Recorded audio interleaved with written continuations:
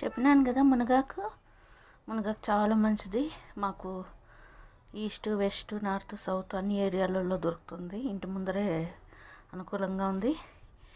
Neighbours కూడా తెచ్చిస్తూ ఉంటారు. మునగాకు చక్కగా ఇడిపించుకునేయండి ముందుగానే, లేదంటే పుల్లలు అన్నీ వస్తూ ఉంటాయి. చక్కగా ఇడిపించుకునేసి బాగా 2 సార్లు కడగండి, దుమ్ము ఉంటుంది. వర్షాకాలంలో ఒకసారి కడిగితే చాలు, అంతే. నీళ్ళంతా బాగా ఒడిసిపోయినాక హాఫ్ గ్లాస్ కుక్కర్లో ఒక విజిల్ పెట్టండి చాలు. ఇంగ్రీడియంట్స్ నేను చూపించిన విధంగా రెడీ చేసుకోండి. ముందుగా వేరుశెనగ గింజలు వేయించి పెట్టుకోండి. వేరుశెనగ గింజలు ఒక 2-3 ఎండుమిరపకాయలు వేయించి దూరగా, తర్వాత కొంచెం ఉప్పు, తెల్లగడ్డ, అంతే దంచేసి పప్పుల పొడి రెడీ చేసి పెట్టుకోండి. దీనికైతే కరివేపాకు కొత్తిమీర వేయద్దండి, టేస్ట్ డిఫరెంట్ అయిపోతుంది. అసలు వేయద్దండి.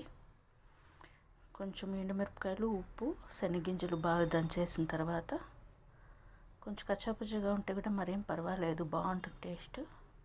ఇంకా తెల్లగడ్డలు 4-5 పాయలు వేయండి. ఒక్క విజిల్ పెట్టండి చాలు, లేకపోతే మరీ మెత్తగా అయిపోతుంది.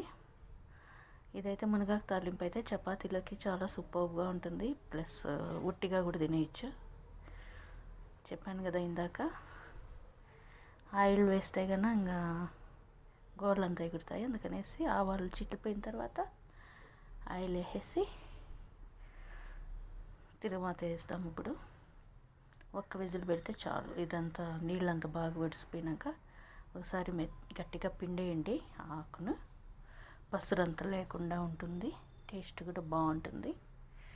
చల్లారిన తర్వాత గట్టిగా పిండేసి కొంచెం అట్లా విడబెరుక్కోండి. చూడండి, ఇట్లా విడదీసేయండి ఆకులంతటిని. అంతే ఫ్రెండ్స్, చాలా ఈజీగా, చాలా సూపర్గా ఉంటుంది. ఒక 2-3 ఆనియన్స్ వేయండి, బాగుంటుంది. ఈ ఆనియన్స్ బాగా దూరగా వేగినాక రెడ్డిష్ షేడ్ అయిపోలా. ఇప్పుడు ఆకు వేసేసి కొంచెం అట్లా అట్లా వేయించండి. ఎక్కువ వేయించిన అవసరం లేదు. ఇంకంతే, పప్పుల పొడి చల్లేసి కందిపప్పు కలిపేసేది. చాలా ఈజీ, చాలా టేస్టీ. ఇంకా నేను ఇది చేసేటప్పుడు అనుకున్నాను, ఇరువురు బామల ఆ పాట ఉండదు ఒకటి, అది పెడదాము అనేసి వీడియోలో పెడతాను. 2 కూరలు, 2 రసం మించి మునగాకు తాలింపు ఉంది, మునగాకు తాలింపుని మించి రసం ఉంది. ఇంకేం కూర తినాలో మాకే తెలియల, అంత టేస్టీగా చేసినాను. మీరు కూడా టేస్టీగా చేసుకొని హ్యాపీగా ఉండండి. అంతే ఫ్రెండ్స్, బాయ్.